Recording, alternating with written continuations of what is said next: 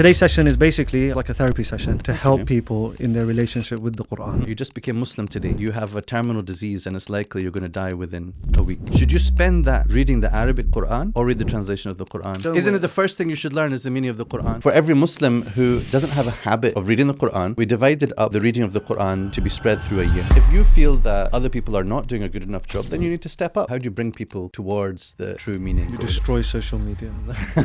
Even sometimes the clickbait things like, hear the meaning of this ayah like you never heard it before. Like you never heard it before is a warning. That's the alarm bell. That's a red flag. We're getting into quite a murky subject because yeah. masajid, but also I think that the charity knew about this. You should love expressing the Qur'an in your own voice, not just to listen to it. Of course, there is a certain question of like, what do they feel that they're doing? Is this really just a song for It's you? a hashtag. I'm running the Arabic classes, but you're not there. We're trying to teach people Arabic. Don't complain then. If you're not going to learn Arabic, you have translations. I remember once somebody told me his child was infatuated with superheroes and he was like, oh daddy, do you know that Iron Man, he can shoot beams out of his chest? And he said, do you not know that the Prophet ﷺ split the moon with his fingers? Oh wow. And he's just like, whoa. People were expected to not understand the Qur'an. Why does everyone go straight to the villages? Why am I assuming that we've lived through 14 centuries of mass illiteracy? Dr. Sohaib Saeed recently visited the Karima Foundation to deliver a one-day intensive seminar explaining the meaning of Surah Yasin, a surah many of us are familiar with, but most of us have never truly understood. If you're interested in understanding the true meaning of the Yasin with Dr. Sohaib, click the link in the description to find out more. Bismillah, alhamdulillah, wa salatu wa salam ala Sayyidina Rasulillah wa ala alihi wa sahbihi wa man walah. Assalamu alaikum wa rahmatullahi wa barakatuh to all of our viewers, to the revival, in a sense. It's been a little while. We haven't done a podcast in a hot minute, and so we're very, very fortunate that we're bringing this back. I'm just going to ask everybody before we start to like, share, subscribe, help us, support us. The more you support us, inshallah, the more podcasts we can bring out. And I'm very, very excited for today's guest because it's somebody who I really admire in the work that he's done in Quranic studies. So I'll introduce him very quickly and then we'll get into it. Today with me is Sheikh Dr. Sohaib Saeed, in that order maybe. Sheikh, Dr. Sheikh. Oh goodness me. I mean, you're the only one who calls me that. Sheikh Doctor. I'll pick one depending on how I feel. What does each everybody day. else call you? Shokter. No, the real question is, what do your parents call you? I wouldn't tell you that. But we're here with Sheikh Dr. Sohaib Saeed, the founder of the Ibn Ashur Center of Quranic Studies, PhD in Tafsir from SOAS under the tutelage of Dr. Abdul Halim, the famous Quran translator, research director for the Bayyinah Institute, or I may have misquoted that title, but it sounds good enough to go with for now, I think. I've been around there helping for a while, and mashallah, they've got a good team there now. Alhamdulillah, wonderful. And and he's here today to deliver a seminar for us on the assured translation of Surah Yasin. And so that will probably be out or available by the time this podcast comes out as a recording. So please go sign up, go and watch that, inshallah ta'ala. And today's session is basically, in my mind, I've got it as like a therapy session to help people in their relationship with the Qur'an. Because I think there's a lot of, I hate using this word, but we're going to use it. Trauma. Yeah, no, I like using the word actually. Yeah. Generational trauma. Oh wow, okay. Even in the with the Quran, generational trauma, dysfunction, attachment disorders, all of the whole manual, DSM manual, whatever it's called. We just can go through it. And you're a doctor. Not the kind of doctor your parents wanted. Yeah, but I think what we're going to do is have a chat about the different engagements people have with the Quran and really trying to make, as you were saying, you just gave an assembly to the young children at Karima, making that relationship with the Quran meaningful, understanding the meaning and then knowing, bringing that meaning to life. Okay, so what we're going to do, we're going to start with some quickfire questions as podcasts do. We have the mics, we have everything. We are a proper podcast. All right, shoot. Number one, who is your favorite Quran reciter? Oh, favorites are just such a bad thing with me. I don't tend to have a favorite of just about anything, even favorite colors. My children are very frustrated with me. Why do I not have a favorite color? I'll give a quick answer. Sheikh, you know who it is? It's Minshawi. Muhammad Siddiq al-Minshawi. Because yes, I love Sheikh al-Husari, also like almost on the same level, but Minshawi has that gravitas, that huzn in his voice, that sad quality. I hear him and I just can't help but cry like within moments of him starting, no matter what he's reciting. So Sheikh Minshawi. And is that who you would like go to listen to? Because I feel like if you have such a visceral reaction, you don't want to be constantly. You know what? Like, I think every person's favorite reciter should be their own self, right? I know that we're not on the quality of these people, but like, you should love expressing the Quran in your own voice, not just to listen to it. But if I'm listening, I want to hear someone who I feel is affected, not who is affective, right? Like tasannu and sort of showing off and whatever. But I want to feel that what they're reading, they feel the weight of it. And Sheikh Mishawi represents that for me. I'm going to come back to that point about the sunnah later, because I think in our topic of dysfunctions, strained relationships people have with the Quran, this is now a massive problem. I feel that I rant and rave about a lot, and I'm going to give you the opportunity to rant and rave as well, hopefully. Favorite, this one I don't think anybody normally asks, favorite mushaf to use? Because I went to the Darul Uloom, we used the 13 line South African / Indian / my friend Ziad Bata is like an expert in mushaf. He's going to tell me off that I got this completely wrong. But there's different masahif that people use. What is your go-to mushaf of the Quran? Oh, I didn't sort of develop that kind of like attachment to one mushaf, but I do use variations of what is typically the standard kind of Medinan mushaf, which obviously they update from time to time. But I have a precious one that was in the same format, but was given to me by a teacher of mine many years ago, so that's dear to me. And then in terms of like ones that I've seen more recently, the Qatari Mushaf has a very nice writing. The script of it is very beautiful. I think they'd run a competition for who can come up with the best khat, and this was the person who won. So I really like their new Mushaf. I think, was it the calligrapher of the Medina Mushaf, was it Uthman Taha? And he passed away recently? Is that true? No, rumor, fake news. Fake news. We're here to break the fake news. That's what we're here to do. Allah fi umri, may Allah give him long life. Ameen. I said this didn't happen. No. Okay. Well, at the time of speaking. Yes. Right, but may Allah give him long life. Ameen, and bless him in all of his endeavors. Favorite, this one's a hard one. Maybe it's an easy one because I feel like I know what you're going to say. But there's all caveats to things, aren't there? Favorite mufassir? Oh. You see, actually, people will be surprised here. All right, I have to say Ibn Ashur, of course. Hamd Tahir Ibn Ashur, and name my center after him. He's my favorite. Okay. But a lot of people say, okay, what about Tafsir al-Razi? You translated Tafsir al-Razi. I would say I've had a relationship with all of these books that I have worked on, and some people will get this and some people will think I'm weird for saying it, but I treat these as my teachers, that I studied under them by reading their texts closely, by allowing those texts to shape me. So anything that I've read of this kind, is of great value, and all those mufassirs are my favorite. But my go-to tafsir, other than Ibn Ashur, is actually Tafsir al-Alusi. Because of how extensive, how detailed it is. Yeah. And in some ways, it is my favorite. And Ibn Ashur comes a bit later, because Alusi is in the 19th century. Ibn Ashur is in the 20th century. So Ibn Ashur takes the results of those earlier discussions and kind of sometimes gives you another perspective, or gives you a kind of lowdown on what's the best out of these views. But Alusi really teaches you the way of critical thinking. And that's why I feel being his student is among the best things that I enjoy. What are your thoughts? I mean, some Sheikh Ali Hani, for example, swears by Abu Sa'ud Effendi, but is it just too summarized to really take? I mean, I probably haven't given enough attention to Abu Sa'ud's tafsir to judge that, but the fact is that Alusi incorporates just about everything from Abu Sa'ud in his tafsir, even sort of lifting it exactly as it was. So I kind of feel like I don't need to go to Abu Sa'ud after Alusi. Yeah, no, I see what you're saying.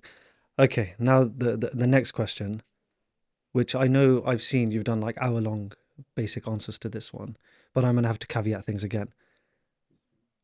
New Muslim, you're the Imam of the masjid in Glasgow, the Ibn Ashur Masjid, maybe one day, who knows. And somebody we call it Zaytuna, right? Okay, yeah, Zaytuna. There's too many Zaytunas. There's too many Zaytunas. And there's a new Muslim, Josh, the new Muslim, who's come in, and somebody says, I want to read the Qur'an. Now, what do you say to him? Is there like what's your translation to recommend to him in that moment? So will it be, if it's down the line, then my translation, of course. Okay, it's tomorrow. Right? Tomorrow. He's coming right now. There he is.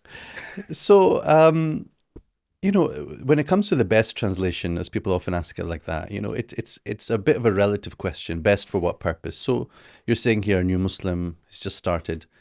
So Professor Abdul Halim's translation might suit the purpose. So in the past year, we introduced a new program on Qur'an.com. And you can find it if you go to Qur'an.com/calendar. Or you just go to the main site and you see something called Qur'an in a year. Click on that. And we actually use Abdul Halim's translation as the basis for this. But we divided up the reading of the Qur'an to be spread through a year. But when I say a year, I'm excluding Ramadan. So in total, 46 weeks. From the first week of Shawwal through to the last week of Sha'ban, right? 46 weekly readings. And the idea was not just for Josh or Yusha, as we'll call them now, right? Because we have to change their names, right?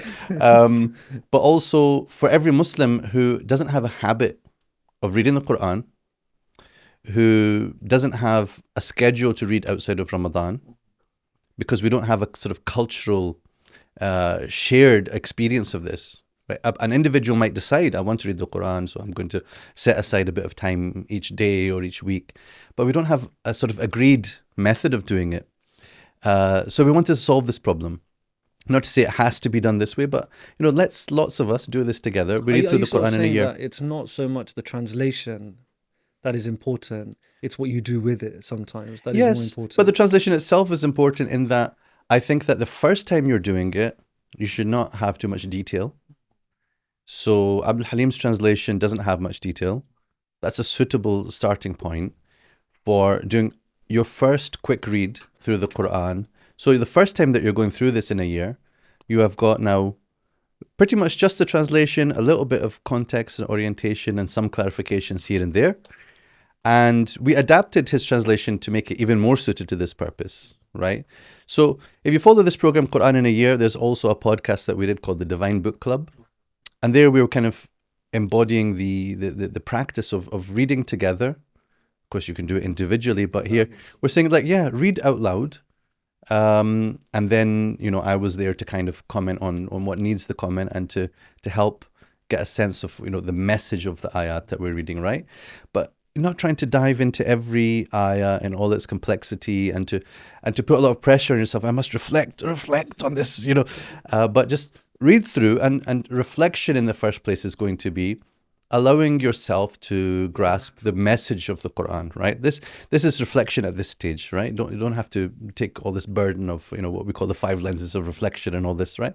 Just start appreciating the Qur'an. This is tadabbur at this point. So then let's say that you've done that in the first year. Then in the second year, when you read through again, maybe take a translation that gives you a bit more detail, that has more footnotes. Because this is not your first time now with the Qur'an. Okay, which translation would that be? Which one do you want? Yusuf Ali I grew up with, and I didn't grow up with him. What I mean is I read his translation as I was growing up. You do look a bit younger than different generations. But I'm just thinking footnotes. That's because you said footnotes. Yeah. I mean, Yusuf Ali, people will have different views about some of his footnotes, but they're helpful, they're thoughtful.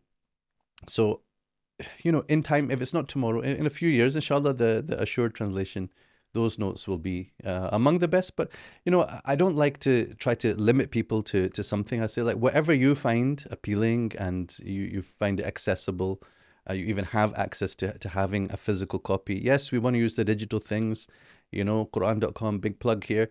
But, we want to also have some sort of physical, tactile relationship with the reading of the Qur'an as well. Okay, so I just want to pick up on the point, because I think now it's time to start our therapy session. So I'm on the couch, or the sofa, as we call it in England. The first thing that stood out to me as you were mentioning that is that you do this Divine Book Club, which is you and a bunch of slightly younger guys sat around. They give me life. You discuss the Qur'an, but you mentioned that your presence there, you're the guide to make sure I don't know, that things don't go awry, that they don't delve into things. I don't know, whatever. You just so and you also spoke about the great mufassirin of the past. You people, Suyuti, Imam Suyuti is another one that you spent some time with. You translated sections of the Itqan. These are your teachers, you said. What is now? This is where we have, let's call it gatekeeping, where people are like, you can't access the Quran unless the big sheikh with the 12-foot beard is there to make sure that you don't overstep and do these things. But you yourself here have suggested that your presence is also there as a guide. What is the necessity of the Quran guide in the journey through the book? Yeah, I think obviously you've got ideal scenarios and then you've got other scenarios, right? So can you expect everyone to have a trained Quran teacher? Let's just be realistic, you know? So people are going to use books, people are going to use online resources. And yeah, sure, there might be a quote unquote risk of misunderstanding some things, right? But the way I look at it is the risk of just being disconnected from the Quran and being scared to approach it is far, far greater, right? What's the worst that can happen from you read a translation and the translation itself was a bit ambiguous or a footnote was necessary but not given by that translator. So you walked away with, and we created you in pairs. And I thought that instead of being about how Allah Azza wa Jalla has created all different types of people and complementary aspects of creation, I thought it means that for every wala, there's a bara, right? Everyone has a soulmate. So, okay, it's a misunderstanding. But is it so terrible? You know? And for that reason, I should say, don't read the Quran by yourself. I didn't get the wala and a bara. I thought about wala and bara like the. I mean, like for every Bushra, there's a Bilal, right? Oh, okay. This you get it? sort of. Okay. because people write it on their wedding cards, and we created you in pairs. Oh, yes. Sorry. And it seems that they're kind of thinking of it as meaning. I've never heard of wala and bara. That's from me. That's you just made it kind up. of things. Yeah. Okay. Yeah, this is what we call the Islamic dating service, you know, where wala means bara. Anyway, and we appreciate more wala than bara in this. Right. So the point is, things can go wrong. Yeah. But the bigger problem is if we're just disconnected from the Quran. So we have examples even in the time of the Salaf, the companions, where they were misunderstandings about what the Quran was saying, and someone was reading that. This ayah is saying that, you know, if I can drink alcohol because as long as I am a person of iman and taqwa, nothing can harm me hereafter. One of the ayahs, you know, it definitely sounds like it says that, but then the others had to say to him, no. And the white thread and the black thread. Right. So you have these, they have misconceptions. It's okay. They have to be clarified. Yeah. The greatest of the Quran teachers happen, sallallahu alaihi wasallam, to be present. Yeah. So we obviously, if we want to avoid that, as the people kind of in charge, or the people with the 12-foot beards, and what are we supposed to be doing? If we're worried that people don't have the resources to read the Quran correctly, then we invest in providing them the resources, right? I've heard people saying, why is they're complaining about some preacher, and they're saying that person is always talking about the Quran and teaching the meanings of the Quran, and they're focused on linguistic intricacies of the Quran. And this person who was refuting him says, I studied in Medina for 9 years or 12 years, whatever it was, and I don't talk about the Quran. And I was like, mashallah. As a point of pride. As a point of pride, like, you know, we learn in order to be silent about the Quran, right? This is not the way. If you feel that other people are not doing a good enough job, then you need to step up. If I feel that the translations, and, you know, I'll speak positively about translations generally, but then I'm deeply dissatisfied also with translations as they are, then either I have to put up or the other thing, right? Speak good or remain silent. Do good or remain silent. So I would rather say, how can we give them some better resources? If we want people to reflect on the Quran, we're worried that they might get it wrong. How do we give them that safety net? So we have a site called QuranReflect.com. It's about opening the doors to reflection, right? And on this website, people can post their reflections. And some people are horrified at the idea. Of course, we have a review team, scholars, and, you know, serious students who will look at things and give comments and support the general users in their reflection process. But we need to be opening the doors, and then, of course, you know, trying to solve the issue of, like, where are people going to find the guidance for being able to reflect effectively and to understand correctly, so that the reflection is based upon a decent understanding, right? Rather than just, you know, throwing up our hands and and, as you say, gatekeeping. But just to play devil's advocate slightly here, people will say that there are ولا تكن للخائنين خصيما. Okay, but carry on. that we live in a time now where, as much as people obviously need access to the Quran to be able to understand it, there is a lot of people who are completely misunderstanding what the book has to say.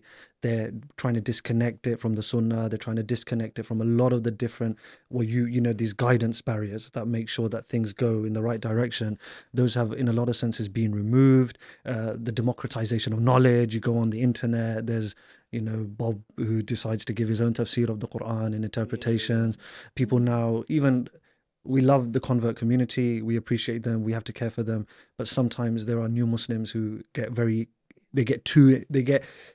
start speaking ahead of themselves. Yeah, they go a bit ahead of themselves, and they start preaching or starting to give dars on Quran and things like this. People say you open the door, that you're opening the floodgates in due course. But you can't close the door. No, okay. Like, what are we going to say? Don't read the Quran. I mean, every khutbah at least pays lip service to the idea you should read the Quran. I just think that the active encouragement for reading the Quran meaningfully, right? So reading the Quran unmeaningfully is in a way promoted, not necessarily in those words. And we're going to pick that up in a second. But the concept of, and do also make sure that you know what it is that you're reading and what it's saying to you.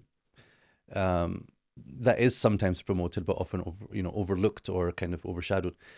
But there is no option for us to say, well, let's keep everything in the box and everything should just be delivered by the fuqaha and the clergy or the elite or something. This is not our deen. It's not like this. Every person is supposed to have a personal relationship with the Quran. So while promoting it, we should, of course, think about how we provide people the good knowledge, but also we have to raise the general standards of literacy and talk about what it means for there to be a well-established interpretation, right? So for me, the solution to these marvelous channels, and here I'm referencing one of them, or these 101 businesses where people are kind of talking beyond themselves about in points of interpretation or tafsir or their own wacky tafsirs, right? The answer to that is that I have to be able to articulate why it's wrong. In order to articulate why it's wrong, we need to actually talk about what are the standards of interpretation. Like you mentioned, the context and the sunnah, and there are processes in tafsir. There is a certain openness in tafsir, which I find important to promote as well, not to the public per se, but let's say for those who are most interested to pursue the higher levels of knowledge, Imam Ibn Ashur, for example, is showing us that it's possible to have an opinion later on that earlier scholars didn't have, if it follows the rules and follows the processes and doesn't clash with the essentials. This is part of his genius as a right. Yeah. And he can get away with it because he has a turban bigger than mine, and he was Shaykhul Islam. He was Shaykhul Islam of the Malikis in Tunis, and a huge scholar, nobody can deny. Whereas there are people, of course, who are hasty and rash and haven't done the homework. And there's a lot more of those popping up now. Yes, so, but what we need to do then is sort of drown out those things with a well-established, authenticated approach, which of course is what I'm trying to be part of. Yeah, and sometimes I think it's just the aesthetics. They have nice infographics, nice voiceovers, a good little... even sometimes the clickbait things like, hear the meaning of this ayah like you never heard it before. Yeah. Now, like you never heard it before is a warning. That's the alarm bell. That's a red flag, right? Because why did you not hear it before? Yeah. Probably because it's wrong. Probably. But there's a chance it could be right, but you have to really do your homework. In terms of like gatekeepers and things like this as well, I wanted to just pick up on, we have this big debate in the 20th century. I don't want to make it an intellectual discussion, but I think it's a good segue into our next topic of the ulama, a lot of them really uncomfortable with the idea of translating the Qur'an in the first place, because the Qur'an has always been an Arabic Qur'an. We have Persian translations taking place, Urdu translations. Obviously, we have famous English translations taking place, more so in the 19th and 20th century. For example, Pickthall is a very famous debate, isn't it? Because I think even when he went to Azhar to get the commendations and there were some who were supportive and others who were against what he was doing. Just before that, they had publicly burnt another Quran translation in English. So it was a kind of fraught discussion, which is very much tied in with lots of anxieties around colonialism and what is the agenda here in translated to English. What could be the after effects? You know, they're looking ahead to the future. If we translate, are people going to drift away from the original text? Are they going to replace the original text with them? So these were some of the anxieties, which didn't prove true, I would say. But in the sense, for example, I think Mustafa Kemal Ataturk had a commissioned Quran translation. The moment that man puts his, you have to get a little bit scared. So it's certainly possible for people to have an agenda in that could follow the way of the Bible, in which people treat the translation of the Bible as if it is the Bible, but not because originally they were reading it in the original language, like that they never really, the masses never had access to that. It was just taken away from them and hidden from them to keep it with an elite. This is not. But that sounds conspiratorial now. No, it was like that though. They certainly did their masses and so on in Latin, and the people weren't. The Christians. Sorry, I was thinking about the Muslims for some reason. No, the Muslims. No, the Muslims never had that. Is what I'm saying. They always the Quran was recited and understood by the first generations, and it was a public phenomenon and a shared phenomenon. So there never was the hiding away of the Quran. Of course, then there is the spread of Islam to different regions and the need to continue understanding the Quran, right? And other things, but we're talking here about understanding the Quran. Isn't there a narration that says Sayyidina Salman al-Farisi had some verses translated into Persian? Yes, there is a basis for this, yeah. But the point is, either everyone's got to learn Arabic, or they've got to use translations. So I'm happy with either solution. But you and I are both South Asian. Arabic has been somewhat on the agenda there, but not to that extent where it really became instituted, and we were blessed to know Arabic, alongside, our other native languages. So the fact is, we can push this agenda of spreading knowledge of the Arabic language. I won't call it Arabization. People are very touchy about these things, right? But knowledge of the Arabic language as our shared Islamic language, amongst other Islamic languages, yes, but this is the revelatory language, right? So we can push that, but I'm not hugely optimistic about changing the whole landscape and getting everyone to speak Arabic. How long will it take? What kind of resources will it take? So we already have translations. We just have to use them more effectively, right? And also to improve the state of these translations as well. People like to talk about the clarity of translations, and sometimes something's called clear because it uses simple language. Okay, simple language is one type of clarity, but sometimes it's at the expense of being clear about what the ayah is actually saying, because you in a way simplified it or even dumbed it down. Right, I was going to say to the point that it's not clear on what the ayah is saying. So sometimes, have you carried the meaning over as it was intended in the first instance? And frankly, and this is a touchy point, was the translator actually qualified to undertake that process, right? So they themselves might be the kind of person who needs a simplified language, right? Because sometimes it's like neither you understood the syntax of the Arabic, nor what was in the Tafsir, nor sometimes the English language, right? In some cases, I'm like, okay, an English speaker wouldn't say this. But it's often in cases of, we can say specific ayat where a blunder has been made. In terms of, even, okay, I'm going to stay on the Quran translation thing for a little bit more. Then I think we move to the discussion about Arabic therapy. The dumbing down, I'm going to use that word. It's quite maybe controversial, but I think this is a good phrasing to use, of the Qur'an. The damdama. Right? Okay. Yeah. This is, and the problem, because even now as we come further along, we're not doing name dropping because you just said we're not allowed. So I'm going to be careful.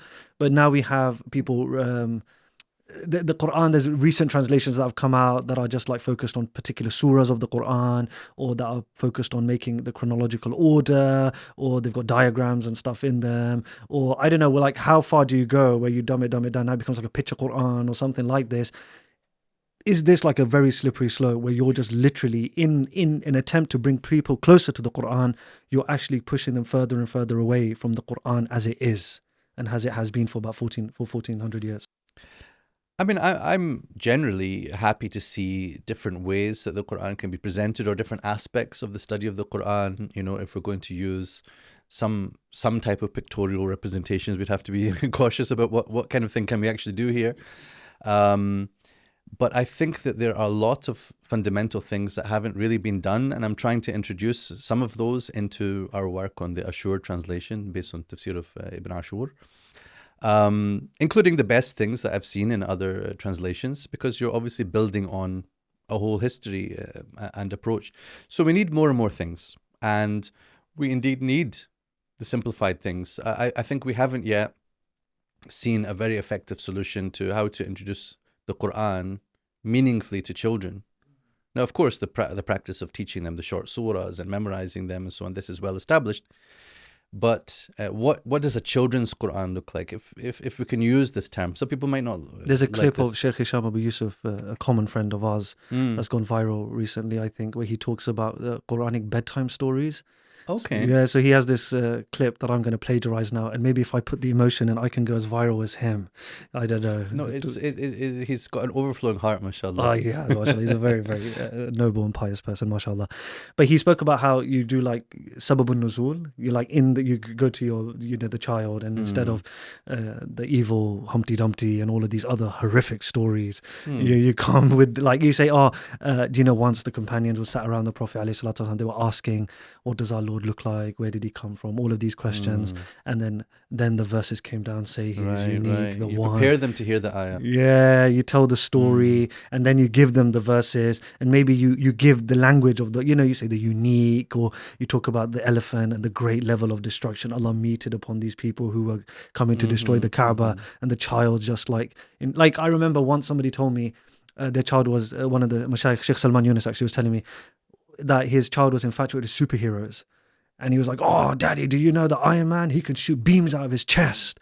Have you heard of Surah Al-Hadid? And he said, do you not know that the Prophet ﷺ split the moon with his fingers? Oh, wow. And he's just like, whoa.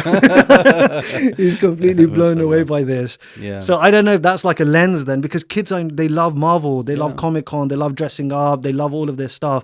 I'm not saying now you start. I don't know. No, I don't know. So I think we need creativity, and we need different, multiple approaches, and we need our best people on this, right? We need people who really understand education and understand publishing and understand psychology, and we need to employ those talents into, Is it like Coco Melon Quran or something?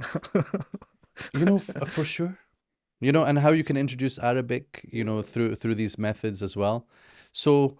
Unfortunately, we're lacking in investment in the right things. Investment, yes, of money, but also investment of quality and qualifications and skills.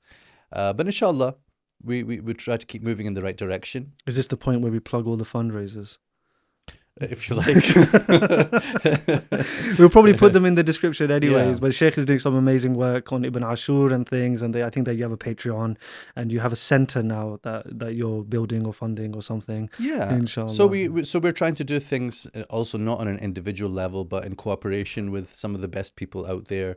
I mentioned Qur'an.com. There's a whole team and a non-profit organization in the US that's behind that, and Qur'an Reflect. So in that way, you're able to multiply the effects of what you're doing. So I'm able to bring my thoughts about it, and where the Quranic learnings and the academic background can inform. But then you've got other people who are expert designers, for example, expert programmers.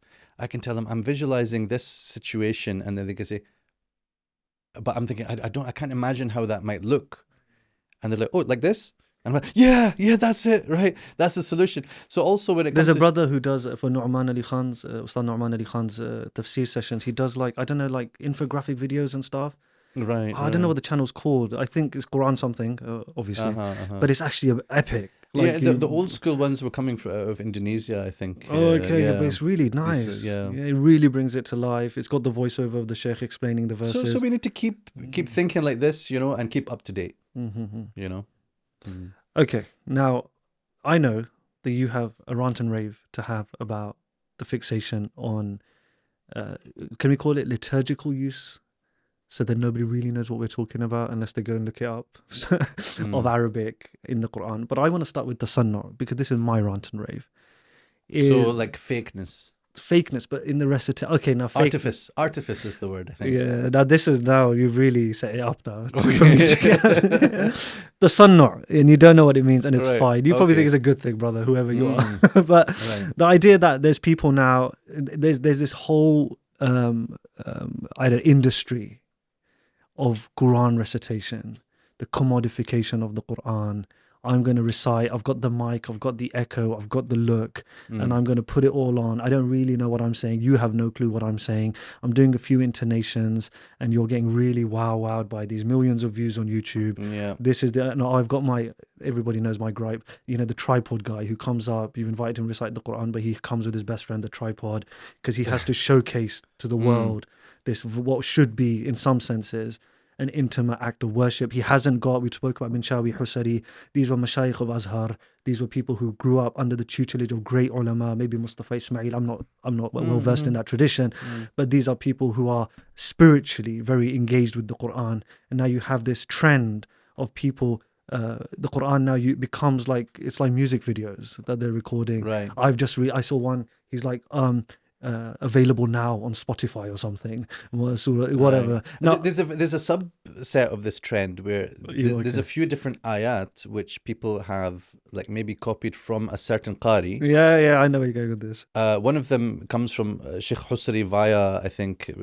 Yahya Toure or Hadi Toure. One of this, the Senegalese thing. Yeah.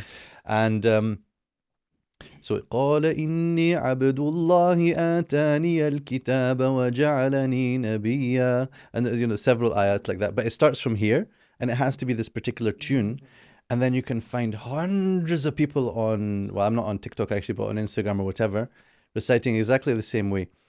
And in a way, like, it's something that makes you happy, like you're seeing like people are celebrating the Quran, enjoying the Quran. But of course, there is a certain question of like, what do they feel that they're doing? What's going on here? It's just virality, and are they appreciating what they're saying and participating in, or is it like a challenge to sing almost in a certain way? And people started to write in the comments to some of these people, do this one and do that one. And then they've given names to these trends, right? Okay. Like, so it's like a TikTok. Do Qala Inni Abdullah. I'd like to hear that in your voice. So it's actually then you're starting to get worried that, is this really just a song for you? It's a hashtag now. Is that what's happening now? So, maybe like in these things, rather than panicking, we can think like, how do you bring people towards the true meaning? You destroy social media. Well, maybe it's a way that they can encounter it, and then as a doorway. But then there's a challenge then in how you provide a route from there, because I saw earlier stages of this phenomenon, right? And yes, it's a lot to do with the lighting, and it's always a shab, amrad, taqriban, doesn't have a beard and whatever, and he's got nice teeth, and he's also got nice lighting. And so we need more Quran reciters with bad teeth. To be honest, even I had a student, who's, mashallah, nice looking, and he was thinking about reciting, and I said, just don't do it. It's not good for you. And he's got a sweet voice, and I know that people will love it, but I thought it's not good for you. At this point, to be. Do you think this is on like masjids and things to like clamp down on? Because I saw there was one masjid where somebody pulled out a tripod and the sheikh just came and said, "You take that home, brother." I mean, unfortunately, like here we're getting into quite a murky subject, because the masajid, but also say some organizations, charities, they like this, they use this. There was one of these younger people who unfortunately, had quite a messed up kind of lifestyle. And I think that the charity knew about this, but continued to take them around the world and promote them. For the sake of gift aid and... Potentially. And I was even thinking like the sort of fan girls and fan boys who were going to come. I don't think they're also the rich people. So I don't know what the agenda, if the agenda even made sense. But the troubling thing was this was not led by prioritizing the Qur'an or promoting the Qur'an. It was led by, you know, what will draw in arena the tours and what will draw in the kind of audience for fundraising. And you know, and you also mess up these young people by putting them, you know, where they're not prepared to be spiritually. And do you think part of this comes back to that point about guides?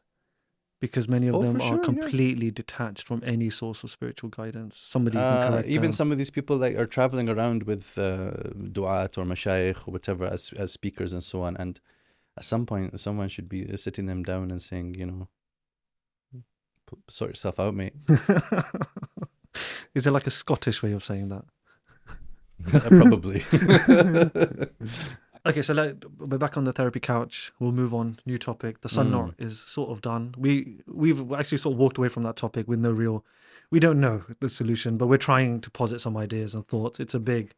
Yeah, I know some people out there who maybe are more on the right track, and I'm trying to encourage them. Like people who have maybe who demonstrate. People are taking advice from you. Yeah, I mean, like let's say those who I can tell they also have teachers, and maybe they're the better ones to be out there doing things. So maybe we can form some kind of community discussion around this, and you know, yeah, let's see. The next topic is the Arabic language, and I think I was just mentioning. I'm a big fan of the Arabic language. Yeah, I think it's definitely in the top 1 languages in the world or something. Yeah, absolutely. Sheikh Saeed al-Kamali was in the UK not too long ago, and he made a couple of comments about Arabic, and he actually was decrying the fact that how can you have been Muslim for these hundreds of years, the Indian subcontinent, and Arabic has not yet embedded itself within. I mean, it's in our culture in a sense because it's just in our language, it just pops in.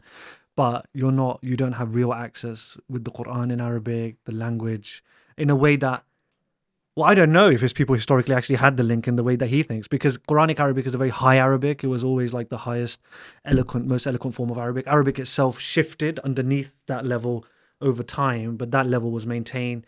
Did everybody throughout history have access to that level of Arabic or not? That's just the thought that's popped into my head, and maybe you can touch on that. But there are people who are saying the Qur'an is an Arabic book. It should be accessed in the Arabic language. You're telling everybody, you're pulling people away towards translations and these things, and you're seeming to put more emphasis. Well, of course I'm not pulling people. I mean, right. I'm running the Arabic classes, but you're not there. You don't have to be in my class. But the point is, we're trying to teach people Arabic because they don't want to come. So don't complain then, right? So I'm saying, like, if you're not going to learn Arabic, you have translations. Yeah, and even translations don't have to be seen as a last resort, and they have a value, and they can be part of your process of learning Arabic, right? We mentioned Abdul Yusuf Ali's translation. That's what I was reading as a teenager, and that was how I started learning Arabic. I was reading the Arabic ayat with the translation, and I started to make connections. Oh, this word must mean that, and this word must mean that. And even I start to see what the pronouns might mean, and I start to see how some of the grammar might work. Wow, okay. And that's before learning it properly, right? So making observations. And how old are you at this time? I don't know, teens. Okay. Yeah, early teens. Which is what, just about 5 years ago, really. As you can see, yeah. I was less salt and pepper then, but all pepper, no salt. So it's not either or, right? And actually, why? I've seen one clip from a sheikh who I like and respect, but it was a clip that they took from his speech, and it went on Instagram, and I commented on it. And some people started private messaging, don't disagree with the sheikh in public, everyone will get upset about the beef between. I said, look, we also need to have a culture of talking to each other. I spoke respectfully in my comment. What did I say? First of all, the sheikh has said that, he's running a seminary, and he says that people are coming to this seminary and then getting frustrated that why are we learning so much grammar? Mudaf and mudaf ilayhi, this was the example he gave, right? Not advanced, but why are we learning all this grammar? And then, I just want to know the meaning of the Qur'an. When can I learn the meaning of the Qur'an?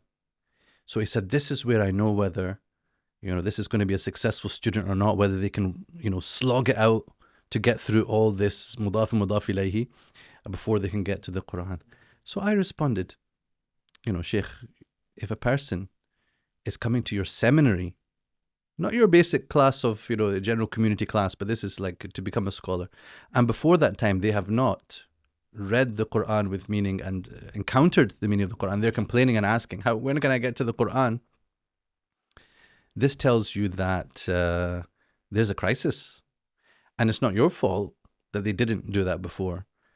But when are they going to solve that? Like you're telling people, you can't read the Qur'an until you've learned the Arabic language and learned Arabic grammar. Just give them a translation of the Qur'an, tell them to read it, and make it a prerequisite before coming into a seminary. Isn't it shocking that someone could join a course to become a Muslim scholar and they've not encountered the whole Qur'an, understanding it, and read it with understanding, right? Isn't it shocking maybe that there are scholars, who haven't read the Qur'an cover to cover in a language they understand? Do you feel like sometimes that intellectual engagement with the Qur'an can be a veil to actually engaging with the Qur'an? Well, of course, but also you don't need it. It's not a prerequisite. Knowing mudaf and mudaf ilayhi is not a prerequisite to understanding the Qur'an. All my Arabic students, do not listen to this part. We are cutting this part out. It is not a prerequisite. It's a prerequisite to understanding the Qur'an in Arabic. Yes, of course, yes. But it's which not is the best case scenario, and you concede that. If you are an Arab. Well, even if you're not an Arab, the best case scenario. No, but why should you wait? Oh, no, okay, Isn't it the first thing you should learn is the meaning of the Qur'an? Of course, yeah. So if you're not an Arab, yeah, that is to say, by tongue, read the translation of the Qur'an long before you even begin the studies of mudaf and mudaf ilayhi. This is my point. And we have got things. If you're a Muslim, this is not even like an alim, scholar. It's just. Or if you're a non-Muslim, when everything started to, obviously the genocide has unfolded in Gaza, around the same time that this began. We ask Allah subhanahu wa ta'ala to make things easy for our brothers and sisters. Yeah. So what happened at this point is non-Muslims picked up. You mentioned this. They picked up the Qur'an, but what did they do? They didn't go to learn Arabic. They picked up a translation of the Qur'an. They start reading it. And of course, reading it out loud on TikTok Live and stuff like that. Which doing interesting phenomenon. Sessions, yeah, but look, the point is they understood that if I want to know the Quran, I would read a translation. They wouldn't even think about going to the Arabic. Whereas there are Muslims who spend their whole life just reading the Arabic and thinking that, that understanding it is a good to have, not an essential, right? It's an essential. It is the essential. It doesn't have to be either or. We don't have to have these dichotomies. Do I read the lafz or the ma'na? Do I need the wording in the original language, or do I need to understand it? Why are we separating these things? But I dare say, and this is my provocative part, that if you had to choose between the two, like if you knew that you just became Muslim today and that you have a terminal disease and it's likely you're going to die within a week, should you spend that reading the Arabic Qur'an or read the translation of the Qur'an? I would say whichever gives you the meaning. So if you don't understand the original language of the Qur'an, read the translation and it will be more rewarding. But people are looking at reward as this very simple transactional fact that an Arabic letter has this many rewards in it, but English letters don't have reward in them, Man qara harfan min kitabillah. So harf is Arabic, it must be an Arabic. Look, why are we limiting Allah's blessing and bounty, right?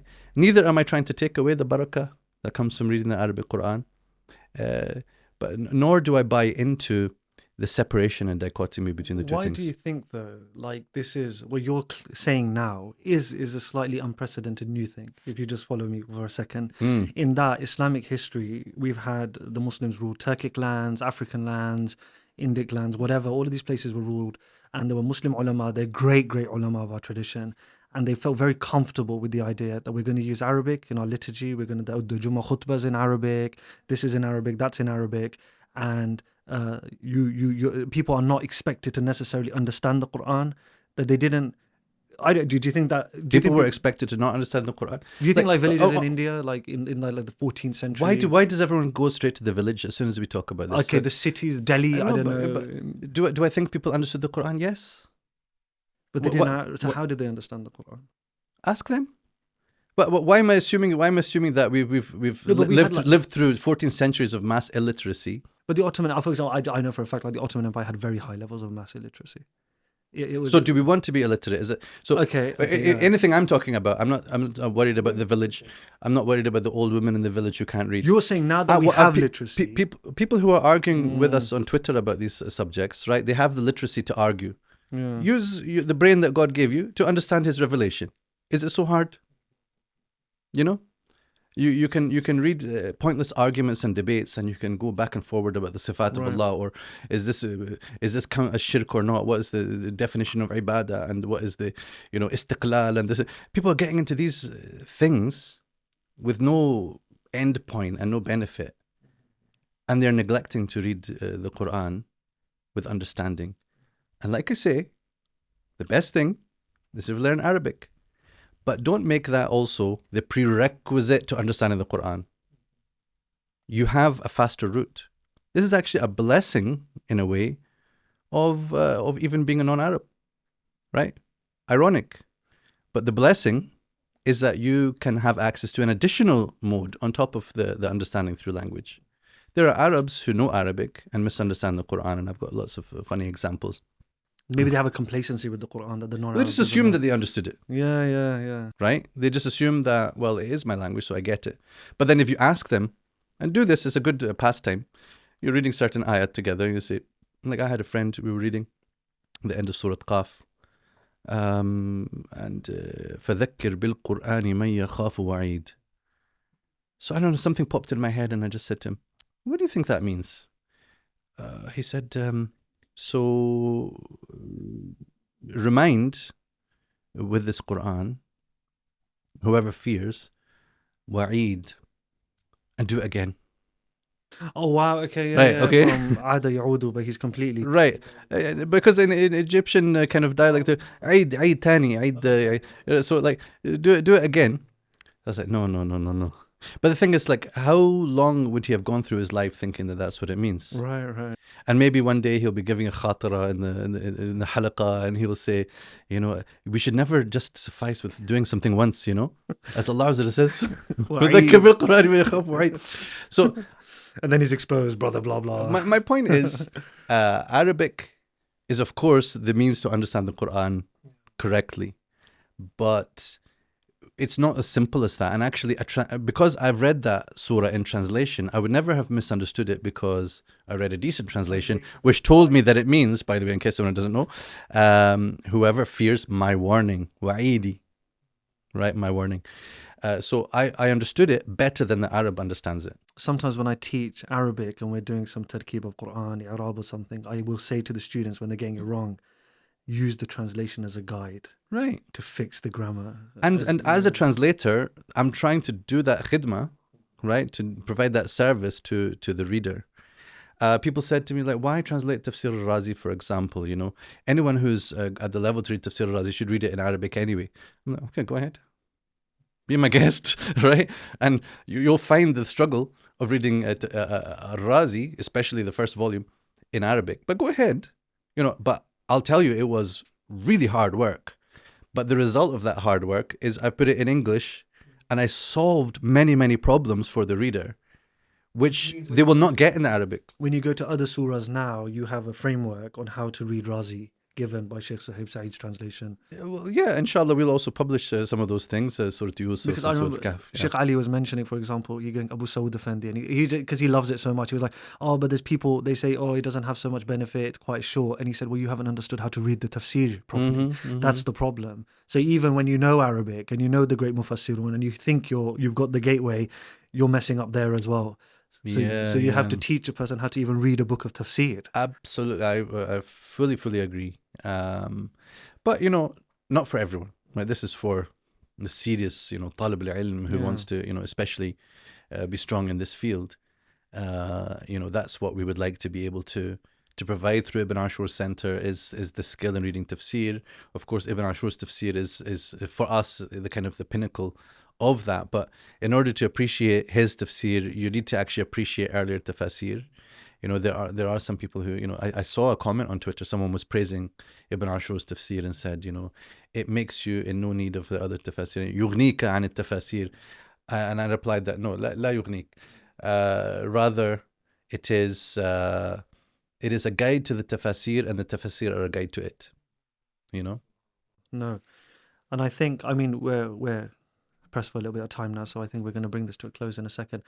But I was just thinking this thought experiment again. So you live in this period of mass illiteracy.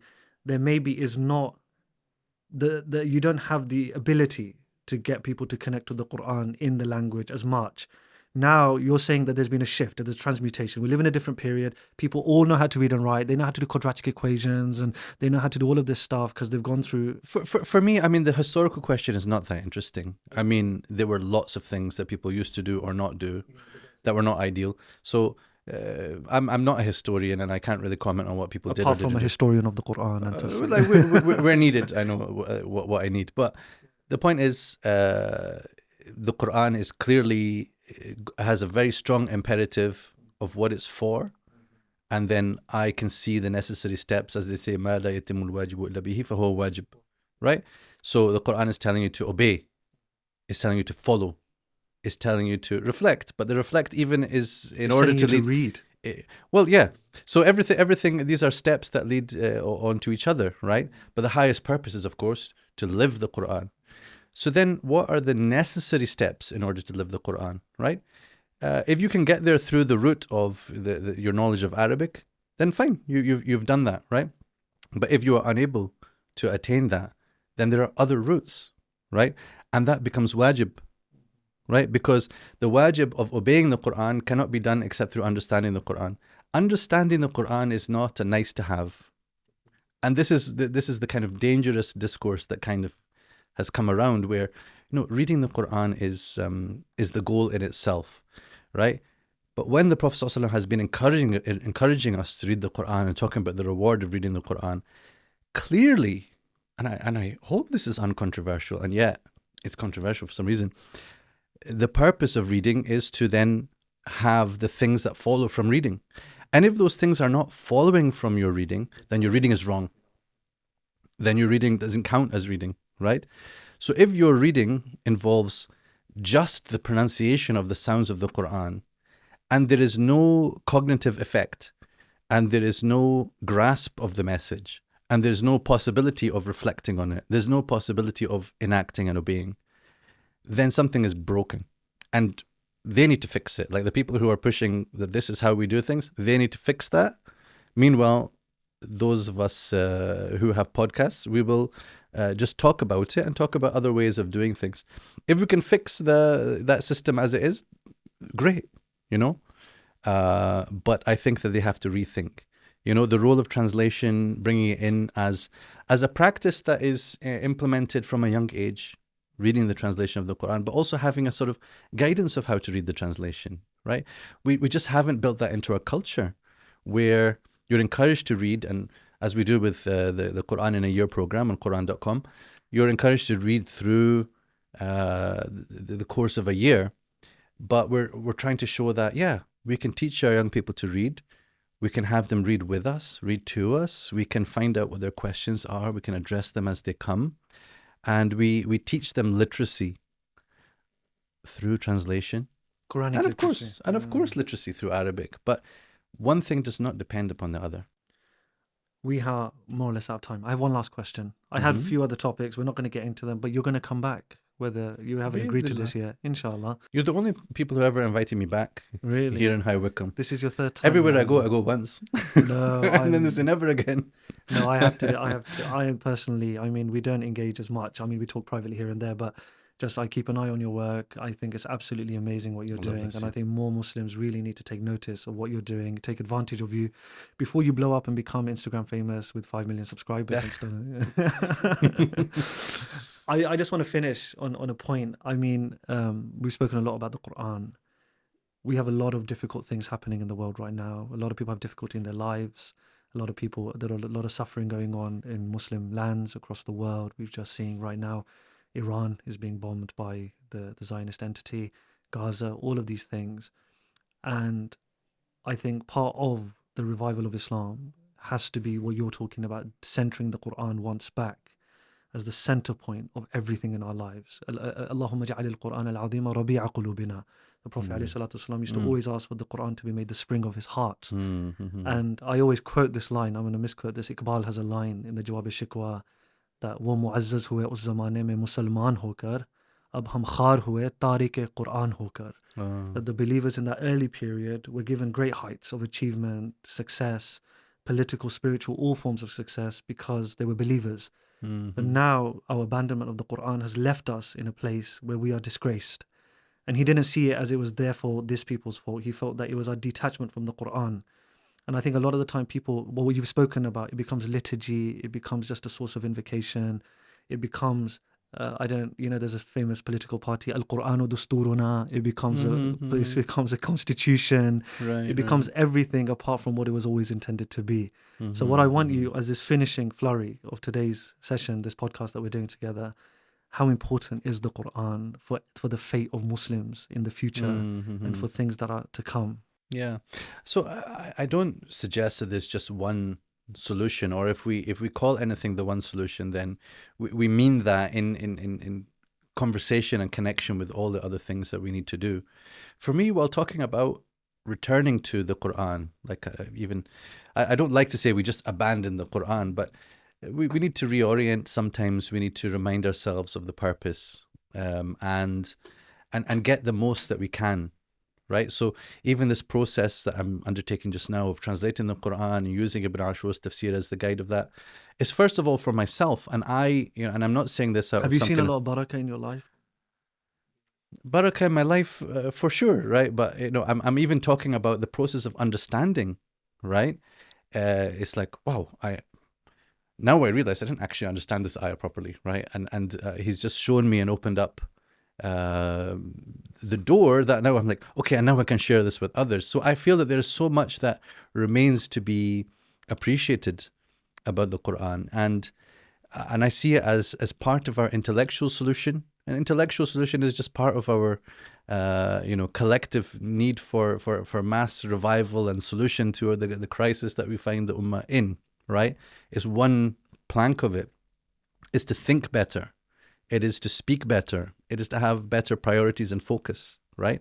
Even when it comes to tafsir, for example, I mean, the way that people are fighting each other over the interpretation of sifat of Allah and things like that and having extensive debates, I'm just like, if you just were appreciative of tafsir, you would understand that we actually recognize the limits sometimes of solving interpretive conundrums, and we have to have an openness to different points of view, right?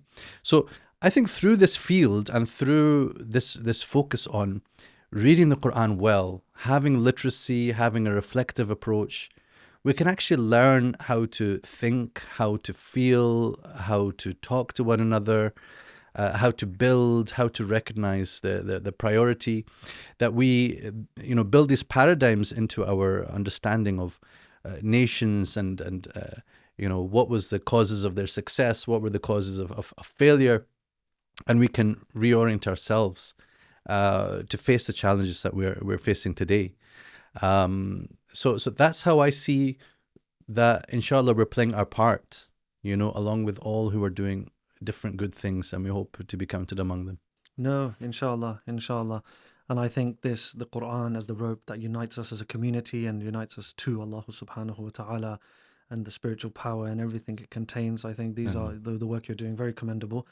So I'm going to, inshallah ta'ala, I'm going to recommend everybody check out Sheikh Sohaib Saeed, the Ibn Ashur Center of Quranic Studies, Tafsir Doctor on Instagram and Twitter, but not TikTok. Definitely not TikTok. Nowhere near. Not yet. I need to fix my lighting system. Yeah. And so, but please go check out his work. Sign up to his courses. You got Tafsir of Surah Yusuf. You did from Tafsir Razi. He has. Sign up to our assured Yasin one. Don't sign up to his one. Inshallah, the Karima one is better. Don't sign up to our one, inshallah. But just support. We are in mutual support. We're here to help each other and just to upbring each other, inshallah wa ta'ala. I want to thank you for coming today. Well, I know we're going to have an incredible session. Apparently 10 minutes, but I think we might have to delay slightly. But inshallah ta'ala, thank you so much, Sheikh, for coming. And we look forward to having you again. And to all our viewers, and to the Sheikh, and to the cameraman. On the topic of like, share, subscribe. Yeah. I thought it might be a good idea to just close on some Quran. Oh, very good, very good. The boss man, Brother Nabil, who is the cameraman and the man behind the scenes who does everything, may Allah bless him, he's asked if we can ask Sheikh Sohaib Saeed to recite some Qur'an for us to close. That's, I think, a wonderful thing to ask. I'm just going to say the only person who's done it so far is Sheikh Hisham Abu Yusuf. All right. So no pressure. You're not competing with him at all. Okay. طيب إن شاء الله. أعوذ بالله من الشيطان الرجيم. وما خلقنا السماء والأرض وما بينهما باطلا ذلك ظن الذين كفروا فويل للذين كفروا من النار أم نجعل الذين آمنوا وعملوا الصالحات كالمفسدين في الأرض أم نجعل المتقين كالفجار